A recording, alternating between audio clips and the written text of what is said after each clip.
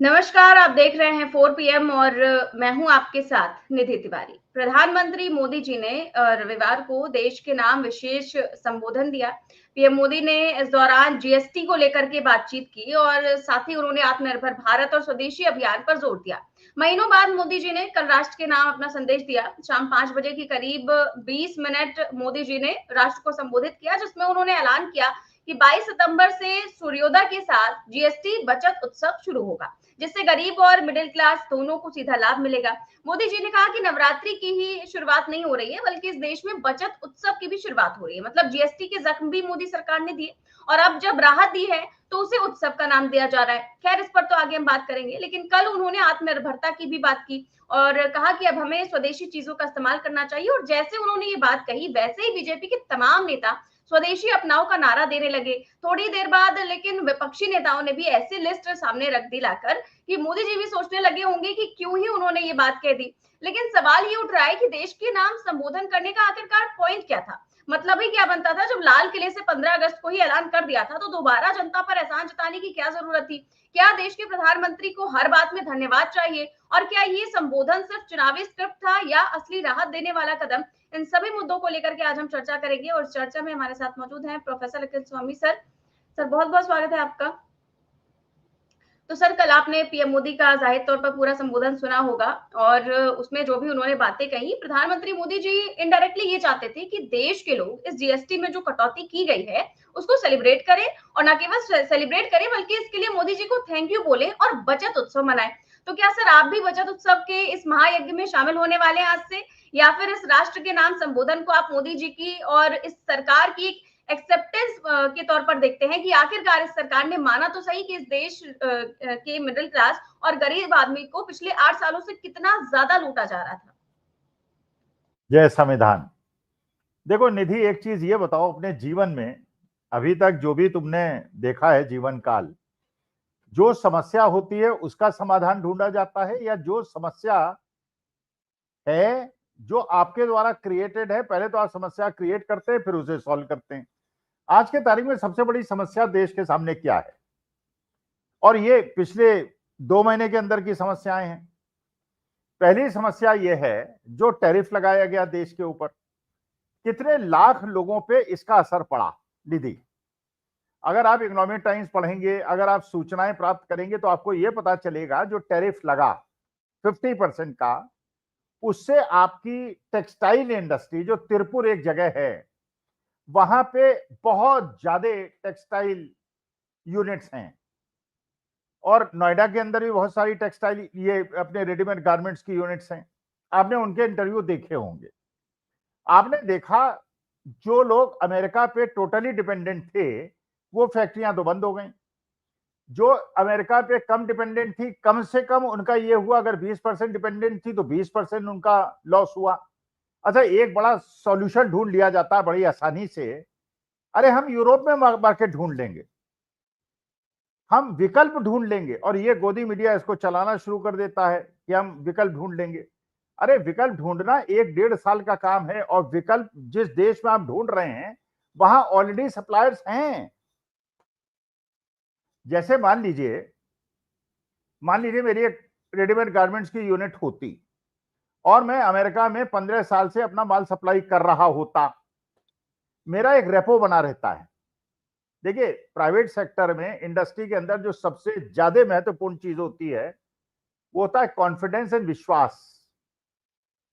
आप नए सप्लायर से विश्वास नहीं कर सकते, क्योंकि नए सप्लायर पे आपने विश्वास किया और उसने विश्वासघात किया, तो जो अमेरिका में जिसके आप माल बेच रहे थे उसके कस्टमर्स भी भाग जाएंगे और उसका रेपुटेशन खराब हो जाएगी। तो he is dependent on us. 15 साल से हमारी, मान लीजिए, रिलेशनशिप थी। अचानक 50% का टैरिफ लग गया, और बांग्लादेश से भी वो माल उसी कंपनी को बेचता था, वहां पे 20% का टैरिफ लगा, मेरा माल 30% महंगा हो गया। अब उसने कहा कि स्वामी साहब, बड़ी मुश्किल हो गई है, 30% महंगा लूंगा, और यही माल जो है बांग्लादेश वाला बना के मुझे दे रहा है, मुझे 30% कम पे पड़ रहा है, तो माफ कीजिएगा, मैं आपसे नहीं खरीद पाऊंगा। अच्छा, ये हमारा जो 15 साल का रिलेशनशिप था वो खत्म हो गया। बांग्लादेश जो है तुरंत उसको सप्लाई कर देगा, और बांग्लादेश भी खुश हो जाएगा, अमेरिका का वो बायर भी खुश हो जाएगा।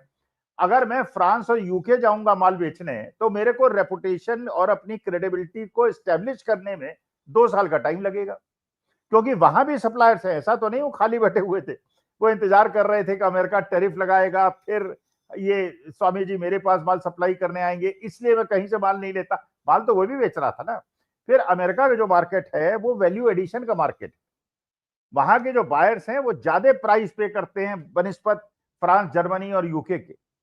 तो मेरा तो धंधा चौपट हो गया, तो हजारों लाखों लोगों की नौकरियां चली गई टैरिफ लगने की वजह से। ये मेन समस्या थी।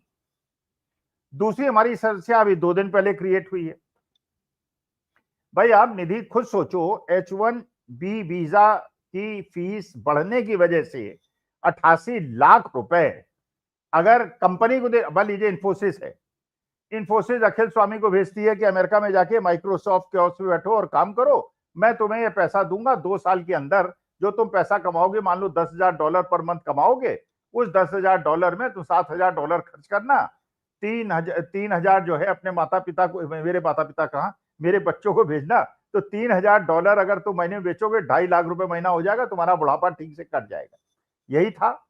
अगर मैं उसमें से 88 लाख रुपए वीजा के लिए दे दूंगा तो मेरी बचत खत्म हो गई। अच्छा, एक निधि और भी ध्यान से देखना, भारत के लोग जो विदेश में रहते हैं, चाहे गल्फ कंट्रीज में रहते हो या यूरोप में रहते हो या अमेरिका में रहते हो, ये जो पैसा देश भेजते हैं, ये डॉलर भेजते हैं, इनके लाखों करोड़ों रुपए के डॉलर आने की वजह से हमारा रुपया मजबूत होता है।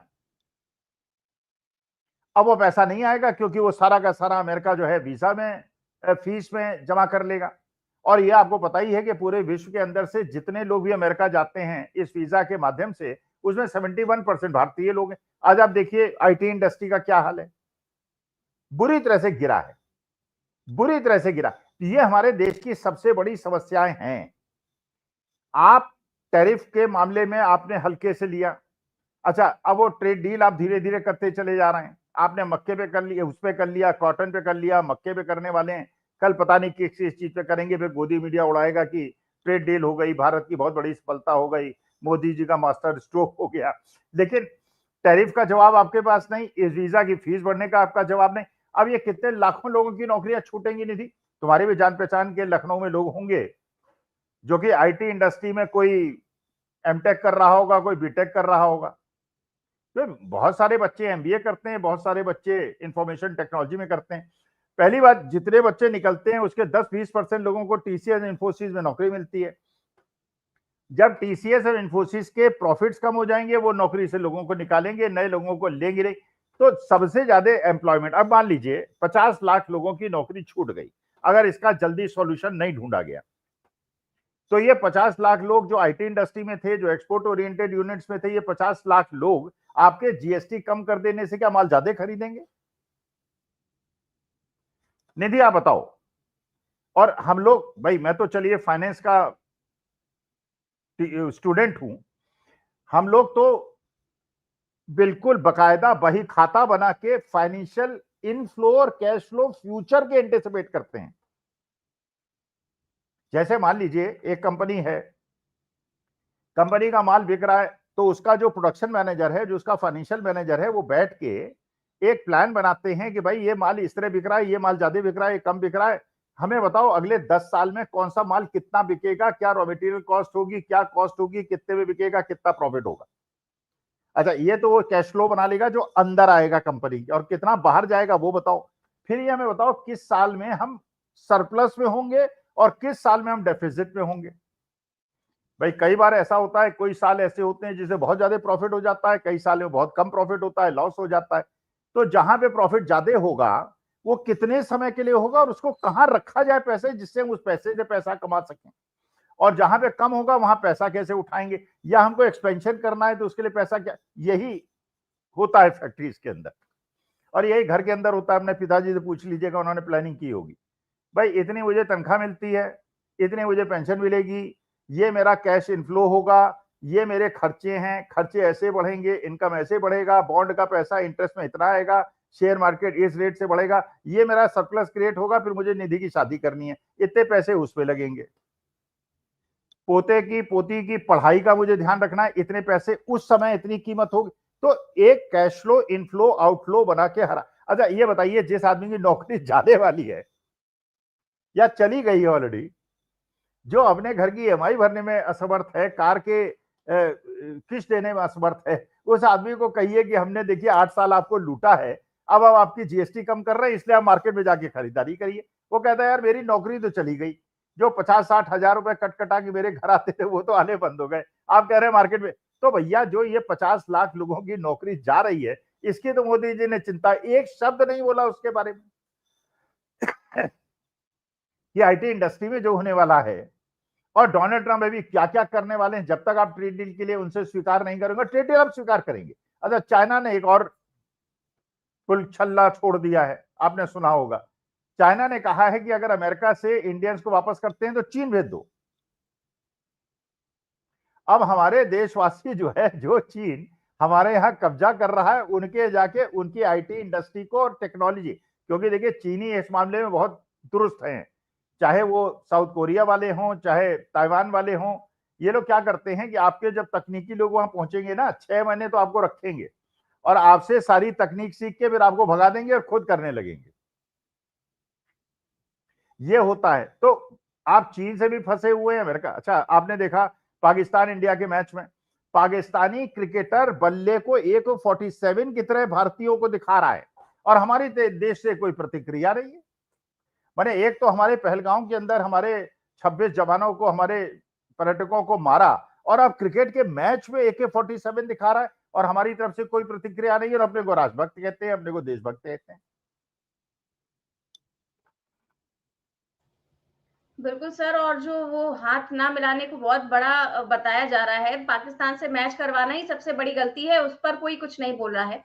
फिलहाल जो कल जीएसटी की बात हुई, जो पिछले 8 सालों से दूध, दही, घी तक के सामान पर जीएसटी लगाई गई थी, और 8 साल बाद ये एहसास हुआ है कि अब गरीब लोगों को थोड़ा फायदा दे देना चाहिए, तो चलिए थोड़ा सा टैक्स कम कर लेते हैं, लेकिन लेंगे, लेकिन थोड़ा सा टैक्स लेंगे। अब इससे ज्यादा मतलब मजाकिया बात क्या होगी कि कोई सरकार चाहती है कि जनता इस टैक्स को भी सेलिब्रेट करे। तो इसको लेकर के मल्लिकार्जुन खड़गे ने ट्वीट किया है, बहुत ही सटीक बातें उन्होंने कही है, उनका ट्वीट मैं दिखाना चाहूंगी।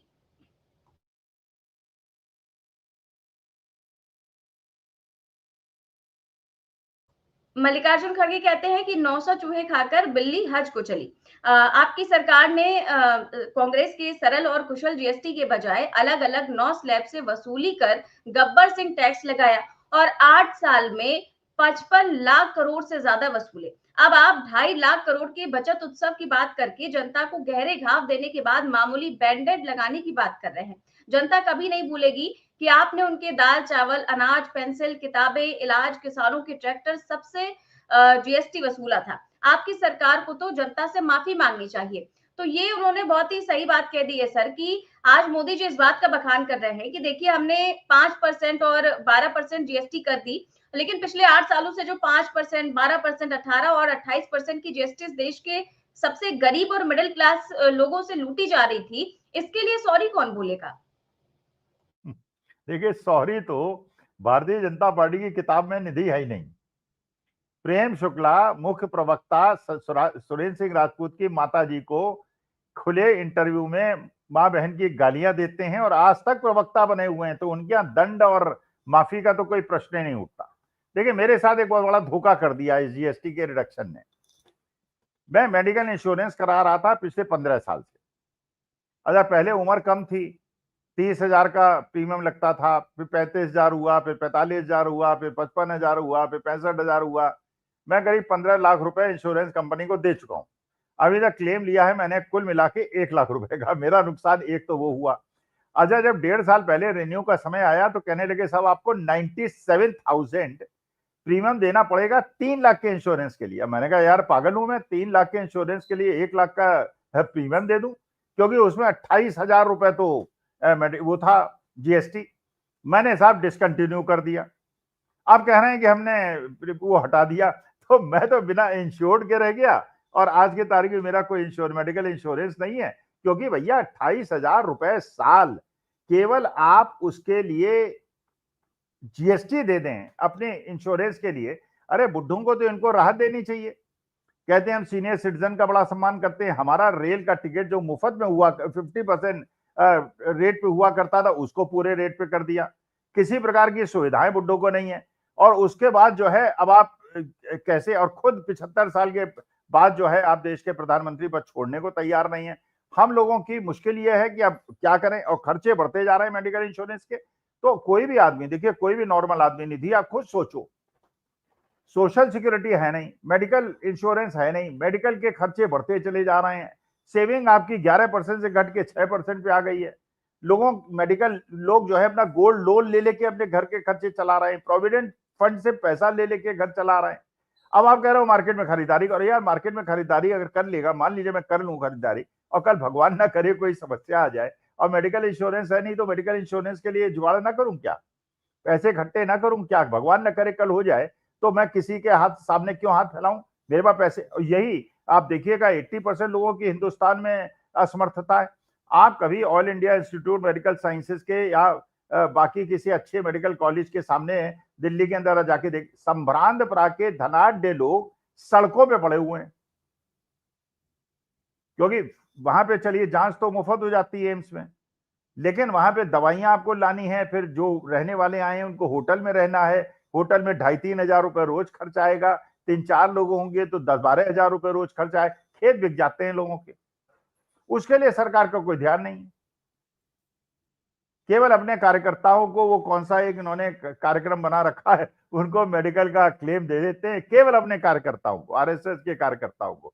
बाकी नॉर्मल कार्यकर्ताओं को कुछ नहीं मिलता है, सबके क्लेम रिजेक्ट होते हैं, किसी को कुछ नहीं मिलता है। और अब तो मेडिकल इंश्योरेंस में और हॉस्पिटल्स के बीच में जंग छिड़ी हुई है।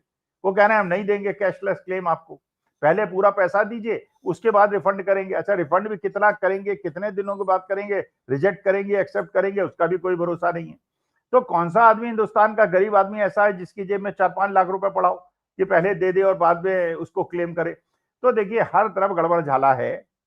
पहली बात यह है कि हमारे देश के अंदर अगर ये 2 बड़े ऑनस्लॉट्स हुए हैं, इसका समाधान और इसके बारे में बात कर, पहले जब हुआ कि अब मोदी जी प्रकट होंगे 5 बजे, तो मुझे लगा कि प्रकट होते ही वो कहेंगे कि भाई देखिए मैंने ये टैरिफ का ये जुगाड़ ढूंढ लिया है, वीजा का ये जुगाड़ ढूंढ लिया। गोदी मीडिया फैलाए पड़ा है, ये तो हमारे हित में है, ये तो हमारे फायदे में है, अब हमारे लोग बाहर नहीं जाएंगे। अरे यार, जो यहाँ रह गए हैं उन्हीं को नौकरी दे दो। तो बेचारे तो बाहर जाते हैं, पता नहीं कहाँ कहाँ घूम के दीवार वेला फान के, कौन सा डंकी रूट से जाते हैं, फिर उनको जंजीर बांध के वापस भेज देते हैं। और वो जाते क्यों है भाई? अपने देश में रहना किसको पसंद नहीं है? हर व्यक्ति को अपना देश अच्छा लगता है, अपना खान पान अच्छा लगता है, अपनी भाषा अच्छी लगती है। वो जाते ही इसलिए हैं कि यहाँ पे रोजगार नहीं है, यहाँ पे कोई धंधे नहीं। लोग खेत बेच बेच के अपने बच्चों को भेजते हैं, फिर उन्हें जंजीरें डाल के वापस भेज देते हैं। फिर ये कहते हैं कि साहब अग्निवीरों को भी रिटायर करेंगे, उनको प्लेस कर देंगे, हम इनको भी प्लेस कर देंगे, उनको भी प्लेस कर देंगे। जुमलेबाजी के अलावा इनके पास कोई है नहीं मामला। बिल्कुल सर, और जुमलेबाजी की हद देखिए कि वो उत्सव मनाने की बात कर रहे हैं। और आपको याद होगा आरबीआई की एक रिपोर्ट आई थी इसी का मोदी जी के कार्यकाल में ही, कि घरेलू बजट के गिरने के सारे रिकॉर्ड टूट गए हैं पिछले 50 साल में। मोदी सरकार में ही ऐसे हालात आए थे कि लोगों के घर की बचत 50 साल में सबसे निचले स्तर पर चली गई थी। ये कोई विदेशी रिपोर्ट नहीं थी, आरबीआई की रिपोर्ट थी। और फिर देश को ऐसे हालात में पहुंचाने के बाद आज जब थोड़ी सी राहत दे दी, तो पीएम मोदी उसे उत्सव का नाम दे रहे हैं। और सर, जीएसटी कम करने की तरफ से, जो सरकार की तरफ से जो रुझान आए हैं, उसका भी मजाक बन रहा है। क्योंकि जो रेल नीर है, आपने देखा होगा कल से बहुत ज्यादा उस पर मीम बन रहे हैं कि 1 रुपया सस्ता कर दिया है मोदी सरकार ने। जबकि कई बार आप देखते हैं कि 1 रुपया खुला नहीं होता तो पब्लिक वैसे ही छोड़ देती है। लेकिन आज 1 रुपए पर भी धन्यवाद मांगा जा रहा है। मतलब 1 रुपया बचाकर क्या हमारे देश की जनता उत्सव मनाएगी? भाई 1 रुपया बचा के कश्मीर में प्लॉट खरीद लेगी। जब कहा था आर्टिकल 370 हट जाएगा तो कश्मीर में प्लॉट मिलेगा, जाके कश्मीर में प्लॉट खरीद लो यार। कितने लोगों ने प्लॉट खरीदा 370 हटने के बाद? हमको ये बता दो। दूसरी बात ये है कि आप जो ये जीएसटी हटाने की बात कर रहे हैं, आप ये सोचिए, बचत ने हमारे देश को बचाया था सब प्राइम क्राइसिस में 2007-8 में। भाई निधि आपको बताया 2007-8 में जो क्राइसिस आई थी, वो क्राइसिस इकोनॉमिक क्राइसिस थी और कोविड से बड़ी क्राइसिस थी। अमेरिकन बैंक्स कोलैप्स कर गए थे। बड़े बड़े ऐसे बैंक जिनमें लाखों करोड़ों अरबों रुपए का हिसाब किताब हुआ करता था, वो कोलैप्स कर गए थे, खत्म हो गए थे। यूरोप के अंदर पूरा विश्व जो है उनकी संस्थाएं टूट रही थी, गिर रही थी, और भारतवर्ष खड़ा हुआ था। कारण क्या था? भारतवर्ष के बचे रहने का एकमात्र कारण था सेविंग। आपने भी बचपन में पढ़ा होगा, हमने भी बचपन में पढ़ा था, जितनी चादर हो उतना ही पैर फैलाओ। माता पिता भी ये सिखाते थे बेटा। अच्छा, यही बाकी सब लोग सिखा गए कि साहब 100 रुपए कमाओ तो कम से कम 40 रुपए भविष्य के लिए रख दो। अच्छा, 40 रुपए भविष्य के लिए क्यों रखो? भविष्य यहाँ बुढ़ापे में कोई चिंता ही करने वाला, सरकार को तो कोई चिंता है नहीं हमारी। भाई अमेरिका यूरोप में क्या है, अगर आप बीमार पड़ गए और आपने मेडिकल इंश्योरेंस करा रखा है, कहीं भी आप रोड में भी गिरेंगे तो हॉस्पिटल वाले उठा ले जाएंगे, 1 रुपया आपको नहीं देना पड़ेगा, और पूरा आपको पूरी चैतन्यता से काम करेंगे, चाहे वो 25% आपकी इनकम का मेडिकल इंश्योरेंस में काट लें। यहां पे कोई भरोसा ही नहीं है, कोई पूछेगा नहीं, लोग वीडियो और रील और बना लेंगे। अगर कोई एक्सीडेंट हो गया तो हॉस्पिटल में पहुंचाएगा ही नहीं कोई आपको, और पहुंचा देगा तो 50 लाख का बिल थमा देगा, आपके पास पैसा ही नहीं होगा। इस बात से ही आदमी परेशान रहता है, अगर मैं बीमार हो गया तो मेरे मेडिकल बिल का क्या होगा। तो ऐसे समय में जो देश की असली समस्याएं हैं उनसे विमुख होकर आप जुमलेबाजी कर रहे हैं कि हमने जीएसटी कम कर दिया। अरे ये तो राहुल गांधी 8 साल से कह रहे हैं गब्बर सिंह टैक्स है। गब्बर सिंह टैक्स तो आप ही प्रॉब्लम को क्रिएट कर रहे हैं। अभी एक पुराने जमाने में एक राजा की कहानी हुआ करती थी, 10 रुपए का लगान था, उसने 100 रुपए का लगान कर दिया, त्राही त्राही मच गई। लोग राजा के दरबार के सामने लाखों लोग खड़े हो गए हाथ जोड़ के, माई बाप बचाओ, माई बाप बचाओ, और ये हम मर जाएंगे मर जाएंगे। उसने कहा ठीक है 100 रुपए नहीं 10 का 20 रुपए कर दिया। अरे राजा की जय मोदी मोदी, राजा की जय मोदी मोदी। तो 10 रुपए का 100 रुपए किया, बहुत हंगामा हुआ। 10 का भी, अब लोगों ने ये नहीं सोचा अरे यार 10 का 20 तो कर दिया, डबल तो कर दिया ना, तो 10 रुपए तो एक्सचेकर को मिल गया। अच्छा वही स्थिति यहाँ है। अच्छा फिर वो जो आपके सीमेंट यूनिट वाले हैं, जो आपके राष्ट्रीय सेठ के हैं, उनका नाम लेना तो खतरे से खाली नहीं है। वैसे तो चलिए कोर्ट ने स्टे दे दिया है, लेकिन फिर पता चला कहीं उनके राष्ट्र धर्म जागृत हो जाए और मित्र को बचाने के लिए फिर कहीं वीडियो निकाल दे इसलिए कि आपने राष्ट्रीय सेठ का नाम क्यों लिया। तो राष्ट्रीय सेठ ने तो अपने सीमेंट के दाम ही बढ़ा दिए। अब जीएसटी कम करो या ज्यादा करो, दाम तो वही है जो आपको मिलेंगे, फायदा कोई है नहीं जनता का। तो देखिए ये खेल जो है पूंजीपति जो खेलते हैं, इंडस्ट्री जो खेलते हैं, देश की जनता को नौकरी चाहिए। छोटे दुकानदार और उद्योग वालों को अपना धंधा चलता हुआ दिखना चाहिए। लोगों की दुकानों में रेंटल्स नहीं निकल रहे हैं, किराया नहीं निकल रहा महीने का, और जब किराया नहीं निकल रहा तो आप कह रहे हैं कि जीएसटी हमने कर दिया, जाके खरीदारी करो। पिछली बार दिया जो हमने खरीदा था, जिसके हम लोग न्योते बोते हैं, तुम्हारे यहाँ भी बोते होंगे, हमने 50 रुपए का खरीदा था, जो मिट्टी का वो होता है जिसके अंदर न्योते बोए जाते हैं। इधर 80 रुपए का हमने खरीदा। अब 50 रुपए का 80 रुपए का मतलब कितना हुआ? 50% का इंक्रीज। लेकिन ठीक है, वो बेचारे कुम्हार जो हैं उनको भी अपनी रोजी रोटी कमानी है, उनको भी अपने मेडिकल उसका देखना है, अपने बच्चों को पढ़ाना है, उनको वो भी परेशान है, हम भी परेशान है, हर आदमी परेशान है। ये दो A1 A2 को छोड़ के, और शाह साहब और मोदी। अच्छा एक नई मांग उठ गई है निधि, उसका भी एक कार्यक्रम कर लेना। अब ये मांग उठ रही है कि जय शाह साहब को भारत रत्न दे दिया जाए। तुम इसका समर्थन करती हो कि नहीं? बिल्कुल नहीं सर, बिल्कुल नहीं। जय शाह ने तो जो किया है उसके लिए भारत रत्न क्या, उनको हटा ही देना चाहिए पद से। अब बताइए, अरे यार निधि जो है, अमित शाह जो है वो पाकिस्तान को गालियां देते फिरते हैं कि पाकिस्तान समर्थक हैं ये लोग, और वामपंथी हैं और अर्बन नक्सल हैं, और उनका बेटा पाकिस्तान के साथ क्रिकेट खिलवाता है, और वो भी क्रिकेट, जो उनका बैट्समैन है वो बंदूक दिखाता है AK-47 की तरफ, उसका कोई प्रोटेस्ट नहीं होता। अच्छा ये कि साहब हाथ नहीं मिला है, हाथ नहीं मिला है, इसका मैंने बेटी की शादी तो कर दी, दामाद मानने से इनकार कर दिया। यार शादी क्यों की, जो बाद में कह यार शादी की है तो दामाद मानो, नहीं शादी करनी थी तो मत करते। ये शादी कर दी लेकिन दामाद नहीं माने। बिल्कुल सर, जीएसटी पे तो हमने चर्चा कर ली। एक और चीज कल मोदी जी ने एक और पैगाम दिया था कि हमें हर घर को स्वदेशी का प्रतीक बनाना चाहिए, और विदेशी चीजें नहीं खरीदनी है, सिर्फ अपने देश में बनी चीजों को खरीदना है। और उन्होंने साफ साफ शब्दों में ऐसा बोला, और बीजेपी की तमाम नेता मंत्री सब प्रचार भी कर रहे हैं, इसको लेकर के पोस्टर्स लगा रहे हैं। तो ये पैगाम तो पीएम मोदी ने बहुत अच्छा दिया है, लेकिन क्या इसके मायने हैं और क्या आम भारतीय को इसका फायदा हो सकता है? मोदी सरकार ने आम भारतीयों को इसका फायदा पहुंचाने के लिए किया क्या है? अच्छा निधि, मैं छोटा सा एग्जाम्पल लेता हूं, बड़ा साधारण। मान लीजिए गांव में 2 परिवार हैं, दोनों परिवारों के पास 5-5 बीघे जमीन है। एक परिवार में 4 सदस्य हैं और एक परिवार में 100 सदस्य हैं। मान लीजिए एक पांडव हैं और एक कौरव हैं। अच्छा, 5 बीघे जमीन में दोनों की फसल बराबर होती है। जो 5 परिवार वाला सदस्य है वो ज्यादा माल बाहर बेच पाएगा या 100 सदस्य वाला बाहर बेच पाएगा? आप जरा बता दो भाई। मानी बात है कि 100 सदस्य वाला परिवार जो है वो आधा तो कंज्यूम कर लेगा घर में, तो बेचेगा कहां से? जो 5 परिवार वाला सदस्य है उसका सरप्लस क्रिएट होगा, वो वहां बेचेगा। अब आइए असली मुद्दे पे। यूके का, फ्रांस का, जर्मनी का, जापान का पॉपुलेशन है 20 करोड़ और उसकी जो जीडीपी है वो हमारी 140 करोड़ की पॉपुलेशन पे है।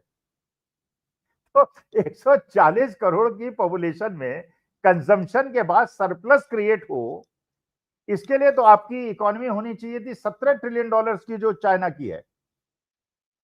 मानी बात है कि अगर वो 20 करोड़ की पॉपुलेशन पे 4 ट्रिलियन डॉलर्स का प्रोडक्शन कर रहे हैं, इसका माने उनके पास सरप्लस है, दे कैन एक्सपोर्ट, और उनसे ट्रेड डील करके अपने देश के किसानों को बर्बाद कर रहे हैं।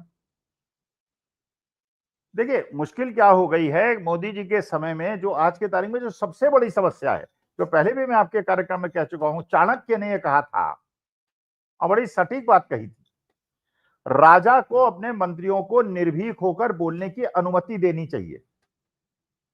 मैं एक आर्मी के ब्रिगेडियर साहब के यहाँ बैठा हुआ था, तो उन्होंने कहा साहब देखिए आर्मी, और ये हर ऑर्गेनाइजेशन में होता है, मेरे ख्याल संजय शर्मा भी यही करते हैं, वो कहते हैं कि मीटिंग के अंदर राय दो, अपने पक्ष प्रस्तुत करो, मुंह बंद रखो, बोलो बोलो। एक तो बोलने से मुझे पता चल जाएगा तुम्हारे में अकल कितनी है। अच्छा, जब तुम बोलोगे मैं सुनूंगा, लेकिन एक बार निर्णय जब हो जाएगा तब तुम भूल जाओ तुमने क्या बोला था, फिर तो जो निर्णय है वो फाइनल है। वो हर ऑर्गेनाइजेशन में होता है, वो संजय भी यही करते होंगे। लेकिन अगर तुम्हें बोलने से रोका उन्होंने और कहा कि नाली से गैस बनाना भी मैं बताऊंगा, बादल आ जाएंगे तो रडार प्लेन को नहीं पकड़ेगा ये भी मैं बताऊंगा, और कबीरदास और गुरु नानक और तुलसीदास सब एक साथ बैठ के बैठक किया करते थे, मैं ही यही बताऊंगा, तुम लोग बीच में बोलोगे तो उचित नहीं होगा। इसका मतलब तुम अपने मंत्रियों को निर्भीक होकर बोलने से रोक रहे हो और शासन को बड़े, you do not know everything. भाई मैं तो मानता हूं, मैं अपनी क्लास में भी बच्चों से कहता था कि ये समुद्र है, ज्ञान जो है समुद्र है, अथाह समुद्र है, और मेरे पास एक लोटा पानी है, किसी के पास एक गिलास पानी है, किसी के पास एक बाल्टी पानी है सब अज्ञानी, क्योंकि अपने ही क्षेत्र का ज्ञान आपको बड़ा सीमित है। और इसके बाद भी अगर आपको अहंकार हो जाए कि मैं सर्वज्ञानी हूं, सर्वज्ञाता हूं, विश्व गुरु हूं, नॉन बायोलॉजिकल हूं, तो भैया आप जो है कुछ ट्रीटमेंट करवाइए, आप में कुछ ना कुछ गड़बड़ी है। बिल्कुल सर, वैसे विदेश जो इन्होंने विदेशी वस्तुओं का इस्तेमाल ना करने को कहा है और केवल स्वदेशी इस्तेमाल करने को कहा है, तो विपक्षी नेता का इसको लेकर के चटकारे ले रहे हैं। वो क्या कह रहे हैं पीएम मोदी और बीजेपी नेताओं को, एक बार ट्वीट में दिखाती हूँ। सबसे पहले अरविंद केजरीवाल का, वो कह रहे हैं कि प्रधानमंत्री जी आप चाहते हैं कि जनता स्वदेशी इस्तेमाल करे, आप खुद स्वदेशी इस्तेमाल करना शुरू कीजिए। जिस विदेशी जहाज से रोज घूमते हैं उसे छोड़ दीजिए, सारा दिन जितने विदेशी सामान इस्तेमाल करते हैं उन्हें छोड़ दीजिए। आप भारत में काम कर रही 4 अमेरिकी कंपनियों को बंद कर दीजिए। ट्रंप रोज भारत और भारतीयों का अपमान कर रहा है, आप भी तो कुछ कीजिए। लोग अपने प्रधानमंत्री से एक्शन की उम्मीद रखते हैं, प्रवचन की नहीं। इसके अलावा सुप्रिया शिनेत ने क्या कहा है, उनका छोटा सा वीडियो है, वो सुनवाते हैं। जीएसटी की कम और नई दरें लग जाएंगी, मतलब कल सूर्योदय होगा तो जीएसटी की नई दर रहेगी। इसका पूरा विस्तृत विवरण और पूरे details already government of India ने दे दिए हैं, फाइनेंस मिनिस्ट्री ने भी दिए हैं, तमाम प्रेस कॉन्फ्रेंसेस भी हुई हैं, ये सब हो चुका था। प्रधानमंत्री ने तो इस निर्णय होने से पहले ही लाल किले की प्राचीर से इसकी घोषणा कर दी थी। तो आज उन्होंने क्यों आकर राष्ट्र को संबोधित किया मुझे नहीं पता, लेकिन उसका शायद एक कारण ये हो सकता है कि कल से नई दरें लगेंगी। मोदी जी को लगा रही है बिना मेरा चेहरा चमकाए कैसे हो सकता है, तो वो बोलने आ गया, लेकिन कुछ नया नहीं बोला, कुछ ऐसा नहीं बोला जो खबर लायक हो। प्रधानमंत्री मोदी लेकिन जब बोल रहे थे तो बार बार मन में ख्याल आ रहा था वो पुराने वाले जीएसटी को कोस रहे थे। तो जब आप पुराने वाले जीएसटी को कोस रहे हैं तो वो किसने लागू किया था? 2017 का जीएसटी तो आप ही ने लागू किया था ना प्रभु, और इसीलिए तो हम उसको गब्बर सिंह टैक्स बुलाते थे, क्योंकि वो खराब जीएसटी था। वो गरीबों मिडिल क्लास के लोगों की कमर तोड़ रहा था। आपको पता है 2017-18 में जीएसटी ने कुल कमाई की थी 11 लाख करोड़ की। 2024-25 आते आते आपने लोगों की जेब से ऐंठे 22 लाख करोड़। 64% जीएसटी जो था वो हमारी सबसे गरीब आमदनी वाले लोग दे रहे थे। मोदी जी, कभी कभी आप ऐसी बात करते हैं, आपने कहा कि त्योहार में, इस त्योहार के मौसम में लोगों का मुंह मीठा हो जाएगा, तो 8 साल से लोगों के मुंह में कड़वाहट क्यों खोल रहे थे? जीएसटी आपने पढ़ाई पर लगाया, दवाई पर लगाया, हॉस्पिटल पे लगाया, आपने आटे दही, किस चीज पर जीएसटी नहीं लगाया? खैर, आपने अंततोगत्वा किया वही जो राहुल जी ने कहा था कि 18% स्टैंडर्ड रेट से ऊपर कोई रेट नहीं होना चाहिए। किया आपने वही जो राहुल जी ने कहा था। लेकिन एक बात बड़ी बेमानी लगती है, और बेमानी इसलिए क्योंकि जब आप मुख्यमंत्री थे तो आप जीएसटी का विरोध करते थे, आज आप जीएसटी के गुण समझा रहे हैं, ऐसा क्यों? खैर, ये तो आप ही जानते हैं। आपने स्वदेशी की बात करी और उस पर मैं 2 शब्द जरूर कहना चाहती हूँ, क्योंकि आपने कहा कि कई बार ऐसा होता है कि जाने अनजाने हमारे जीवन में चीजें जुड़ जाती हैं, हमें पता ही नहीं होता वो विदेशी हैं। तो आपकी जानकारी के लिए बता दूं मोदी जी, जिस हवाई जहाज से आप उड़ते हैं, जो 8,500 करोड़ का उड़न खटोला है आपका, वो बोइंग कंपनी अमेरिका की है। जिन गाड़ियों से चलते हैं, बीएमडब्ल्यू भी जर्मनी की है, मर्सिडीज भी जर्मनी की है। जो पेन आप यूज करते हैं ना मोबला का, वो भी जर्मनी का है। जो घड़ी आप पहनते हैं मोवाडो की, वो स्विट्जरलैंड की है। जो जूते आप पहनते हैं केनेथ कोल के, वो यूएस के हैं। जो चश्मा आप मैबैक का लगाते हैं, वो जर्मनी का है। और जो आप बुल्गारी का लगाते हैं, वो इटली का है। तो बहुत सारी ऐसी चीजें आपके जीवन से जुड़ी हुई हैं, शायद आपको ना पता हो। ये सब विदेशी चीजें। स्वदेशी की बात करने से पहले इन सब चीजों को त्यागिए। खैर, मैं बड़ी बड़ी बातें तो नहीं करूंगी। जीएसटी का नया रेट आ रहा है, विपक्ष इसमें भी सफल हुआ, राहुल गांधी की बात इसमें भी सच साबित हुई। लेकिन आज आपका चेहरा थोड़ा सा मायूस दिख रहा था, थोड़े बुझे बुझे से लग रहे थे आप। मुझे लगता है जो देश भर में नारा गूंज रहा है और जो आपकी चोरी रंगे हाथों पकड़ी जा रही है, वोट चोरी, उससे शायद उसकी भनक आपको लग रही हो, उसकी गूंज आपको सुनाई दे रही हो। तो चेहरा थोड़ा सा मायूस लग रहा था आपका। अब किसी का भी होगा, वोट चोर गद्दी छोड़ जब देश की जनता कहने लगे तो किसका चेहरा नहीं उतर जाएगा? खैर, जो भी है, अब जीएसटी कल से लागू होगा। आपने आज अपना चेहरा आके चमका लिया, यही आपका उद्देश्य था, आज वो आपने पूरा किया। तो सर, जो विपक्षी नेता है वो चटकारे ले रहे हैं पीएम मोदी की पेन, उनकी घड़ी, चश्मे से लेकर हवाई जहाज तक सब विदेशी है। और पीएम मोदी को सबसे पहले इन्हें त्यागना चाहिए और बीजेपी के तमाम नेताओं को त्यागना चाहिए, क्योंकि पोस्ट शेयर करने से तो कुछ नहीं होता। जितने भी बीजेपी के नेता और जो भक्त हैं, स्वदेशी पर ज्ञान बांट रहे हैं या भारतीयों को भारत में ही रहने की सलाह दे रहे हैं, विदेश ना जाने को कह रहे हैं, इन सबके बच्चे तो अमेरिका, यूरोप, सिंगापुर और ऑस्ट्रेलिया की बड़ी बड़ी यूनिवर्सिटीज में पढ़ रहे हैं, वहीं रह रहे हैं, वहीं छुट्टियां मनाने भी जाते हैं, वहीं पर शादियां भी करते हैं। अब अगर वाकई स्वदेशी की राह पर चलना है तो क्या बीजेपी नेताओं और पीएम मोदी को सबसे पहले उदाहरण पेश नहीं करना चाहिए? भाई देखिए, मोदी जी नॉन बायोलॉजिकल हैं, हम लोग नॉन बायोलॉजिकल नहीं हैं। हम तो भैया माता पिता के सहयोग से पैदा हुए लोग हैं। मोदी जी तो नॉन बायोलॉजिकल है, तो इसलिए उनकी बात ही अलग है। अच्छा, ये बताइए आप, भाई यूट्यूब का बहिष्कार क्यों नहीं कर देते ये लोग? ये लोग लैपटॉप का यूज करने का, माइक्रोसॉफ्ट का सॉफ्टवेयर क्यों यूज करते हैं? लैपटॉप भी बंद कर दें, सोशल मीडिया भी बंद कर दें, सोशल मीडिया व्हाट्सएप का भी बाइकआउट कर दें, या हर चीज का बाइकआउट। हम लोग तो नहीं करेंगे भाई, क्योंकि अगर मोदी जी ने 11 साल के अंदर इसका विकल्प तैयार कर दिया होता, अगर अपने सॉफ्टवेयर बना दिए होते, अपना यूट्यूब बना दिया होता, अपना ट्विटर बना दिया होता, तब तो, अब मानी बात है, नेपाल जैसी स्थिति तो हम नहीं चाहते कि सोशल मीडिया को बाइकआउट कर दें और दंगे हो जाएं, हम तो वो नहीं चाहते। तो आपने विकल्प तैयार किया नहीं।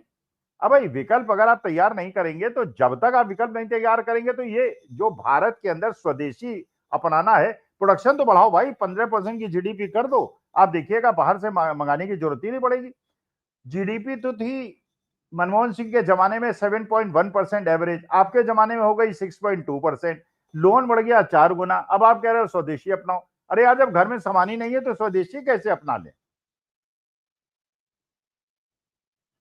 अच्छा सर, एक चीज और है कि स्वदेशी अपनाने की बात तो करें, लेकिन भारत की आम जनता तो बस ये देखती है कि उनके घर के बजट के हिसाब से कौन सा सामान लेना चाहिए, वो कंपनी तो देखते नहीं है। तो क्या भारतीय बिजनेसमैन वो सामान सस्ता मुहैया करा सकते हैं? क्या विदेशी कंपनियों की तुलना में हमारे यहाँ की जो कंपनियां हैं वो सस्ता और अच्छे क्वालिटी का जो सामान है वो भारतीय ग्राहकों को उपलब्ध करा पाती है? क्या इस सवाल का जवाब मोदी जी दे पाएंगे?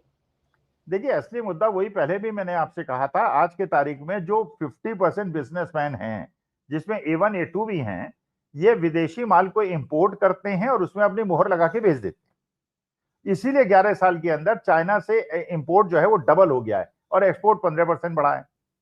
ये कारण यही है कि ये वहां से, क्योंकि वहां प्रोडक्शन होता है लार्ज स्केल में, कॉस्ट ऑफ प्रोडक्शन उनका कम है, हमारा कॉस्ट ऑफ प्रोडक्शन ज्यादा है, छोटी छोटी यूनिट्स हैं, तो कॉस्ट ऑफ प्रोडक्शन कम है, 50% दाम पे लाते हैं, 20% जोड़ देते हैं, 20% खुद बना लेते हैं और 30% कम दाम पे। तो भारत की इंडस्ट्री वाले सोचते हैं यार जब 30% महंगा माल बिकना ही नहीं हिंदुस्तान में, तो चाइना से मंगाओ और उसमें मुहर लगाओ और भेज दो। आप 80% सामान जो यहाँ पे कहते हैं वो सारा का सारा चाइना से आया हुआ असेंबल्ड माल है, जिसको मेक इन इंडिया कहते हैं। भाई तुमने यहाँ कंप्यूटर बना दिया, तुमने यहाँ पे मोबाइल बना दिया, अरे यहाँ थोड़ी बना है यार, ये तो तुम चाइना से कंपोनेंट्स लेके आए, उसको असेंबल करके तुम कह रहे हो हमने बना दिया। सारे के सारे कंपोनेंट तो चाइना में बन रहे हैं और उन्होंने केवल आपके चीफ लेबर का उपयोग किया और आपके कंजम्पशन का, जो हमारे देश के अंदर उपभोक्ता है, उसका उपयोग किया। एक्सप्लॉयटेशन तो हमारा हुआ ना। लेकिन 11 साल के अंदर अगर आपकी जीडीपी नहीं बढ़ी लोन बढ़ने के बावजूद, इसका माने आप जुमलेबाजी कर। बिल्कुल सर, और जुमलेबाजी ही इतने सालों से हो रही है और अब जनता भी इसको समझ चुकी है। और आज हमने कल की जुमलेबाजी को लेकर के चर्चा की। बहुत बहुत शुक्रिया सर आपका आज की चर्चा के लिए।